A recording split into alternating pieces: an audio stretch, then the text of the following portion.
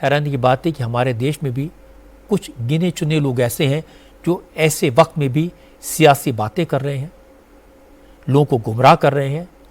आज रॉबर्ट वाड्रा ने पहलगाम में जो हुआ उसे भारत सरकार की नीतियों का नतीजा बताया। रॉबर्ट वाड्रा ने कहा, जब तक भारत में मुसलमानों को डराया जाएगा, उन्हें दबाने की कोशिश होगी, उन पर अत्याचार किया जाएगा, तब तक ऐसे हमले होते रहेंगे।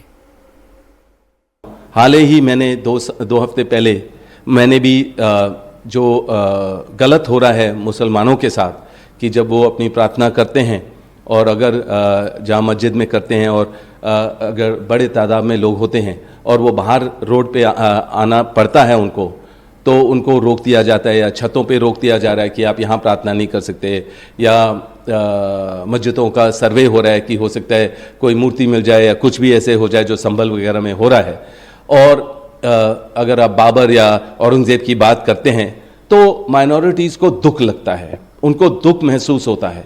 और ये जो इस तरह की ये राजनीति से जुड़ा हुआ संबंध है कि हमेशा ये रोक लगाई जाती है, और धर्म और राजनीति को मेरे ख्याल से ज़रूर अलग होना चाहिए, क्योंकि जब भी ये होगा तो मुझे लगता है कि जो ये गलत आतंकवाद का अटैक हुआ है वो होगा, क्योंकि अगर आप देखेंगे जो सबूत है कि उन्होंने आईडी देखकर उसके बाद उन्होंने चुना किनको उन्होंने मारना है या छोड़ना है, वो कहाँ से होता है? क्योंकि उनको सोच है कि मुसलमानों को दबाया जा रहा है।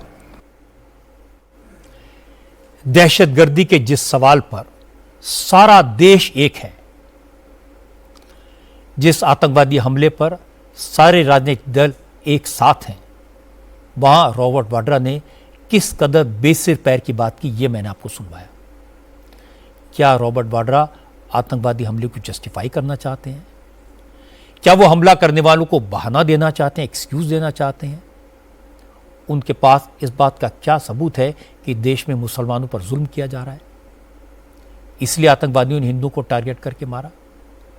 मुझे लगता है ये पॉलिटिकल इमैच्योरिटी की हाइट है, बचकानी बात है। रॉबर्ट वाड्रा को कश्मीरी मुसलमानों की बात सुननी चाहिए, खासतौर पर उस नौजवान के परिवार की बात सुननी चाहिए जो हिंदुओं को बचाने के लिए कुर्बान हो गया। पहलगाम में जिस वक्त आतंकवादी नाम, पहचान और मजहब देकर टूरिस्ट पर गोलियां बरसा रहे थे, उसी दौरान एक नौजवान आतंकवादियों से भिड़ गया। वो कश्मीरी था, मुसलमान था। उसने दहशतगर्दों की AK-47 पकड़ ली और कहा, ये हमारे मेहमान हैं, हिंदू है तो क्या हुआ, निर्दोष हैं, निहत्थे हैं, और इस्लाम किसी बेगुनाह पर जुल्म की इजाजत नहीं देता। लेकिन पाकिस्तानी दरिंदों ने इस कश्मीरी मुसलमान को भी गोली मार दी। 28 साल का कश्मीरी मुसलमान सैयद आदिल हुसैन शाह हिंदुओं की हिफाजत करने की कोशिश में कुर्बान हो गया। आदिल अनंतनाग का रहने वाला था। पहलगाम में टूरिस्ट को घोड़े की सवारी करवाता था। जिस वक्त हमला हुआ उस समय भी आदिल किसी टूरिस्ट को लेकर वहां गया था, लेकिन आतंकवादियों की कायराना हरकत उसे बर्दाश्त नहीं हुई, इसलिए उसने आतंकवादियों की गन पकड़ ली। लेकिन इंसानियत के दुश्मनों ने आदिल को ही मार डाला। आदिल अपने बुजुर्ग माता पिता का सबसे बड़ा बेटा था और घर में कमाने वाला इकलौता था। आज जब आदिल की डेड बॉडी अनंतनाग में उसके गांव पहुंची तो पूरे इलाके में मातम छा गया। आदिल की बुआ ने कहा कि आदिल ने अपनी जान देकर अपना फर्ज निभाया। अब सरकार को भी अपना फर्ज निभाना चाहिए, आदिल के परिवार का ख्याल रखना चाहिए। तो वाहिद कफील था ये इस घर का, कमाने वाला, 5 बहन भाइयों के ऊपर, और माँ बाप अलग से कमजोर नौजवान माँ बाप, इनके मतलब एक सरपरस्त था ये कुंबे का। तो बड़ा दुख है कि कल के उस वाक़ा में ये भी शहीद हो गया। इसने वहाँ पे भी क्या किया है कि सभी भाग गए हैं, लेकिन ये न डर हो के इसने टूरिस्ट को बचाने की कोशिश की है। जो ही इसने गनमैन को पकड़ा है कि निहत्थे लोगों पे गोलियां मत चलाओ, तो पीछे से दूसरे बंदे ने इसको टारगेट कर दिया है। तो ये हकीकत है कि इसने टूरिस्ट को बचाते बचाते अपनी जान गंवाई। क्या पता अगर ये भी भाग जाता तो ये भी बच जाता शायद। तो माँ बाप देखते हैं कि बच्चा जवान है, कल को मैयत को कंधा देगा, लेकिन यहाँ पे उल्टा हो गया। यहाँ पे माँ बाप वेट कर रहे हैं कि बच्चे की लाश आएगी तो हम कंधा देंगे। आदिल के जनाजे में आज जम्मू कश्मीर के मुख्यमंत्री उमर अब्दुल्ला भी पहुंचे। उमर अब्दुल्ला ने घर वालों से मुलाकात की, उन्हें हिम्मत बंधाई और कहा कि मुसीबत की इस घड़ी में वो और उनकी सरकार हमेशा इस परिवार के साथ है। ये बहादुरी का सबूत दिखा रहे थे। वहां लोकल सुनने में आया है कि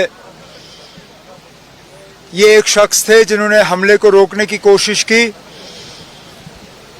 और जिन्होंने शायद बंदूक छीनने की भी कोशिश की, और तभी जाके इनको निशाना बनाया गया। अब जैसे इनके घर वालों ने अभी जनाजे से पहले बात की, इस खानदान का हमें ख्याल रखना होगा, इनकी मदद करनी होगी। और मैं यहाँ इन सबको यकीन दिलाने आया हूँ कि इस मौके पे हुकूमत इनके साथ खड़ी है और जितना हम इनके लिए कर सकेंगे हम कर लेंगे। आदिल चाहता तो ये बताकर बच सकता था कि वो मुसलमान है। आदिल चाहता वो भाग सकता था, पर वो सच्चा कश्मीरी था, इस्लाम का सच्चा फॉलोअर था। मेहमान नवाजी उसकी रग रग में बसी थी। अपने मेहमानों को बचाने के लिए वो जान पर खेल गया। सैयद आदिल हुसैन शाह को सलाम। मुझे यकीन है कि उमर अब्दुल्ला उसके परिवार का ख्याल रखेंगे, जो आश्वासन उन्होंने दिया है उसे ज़रूर पूरा करेंगे।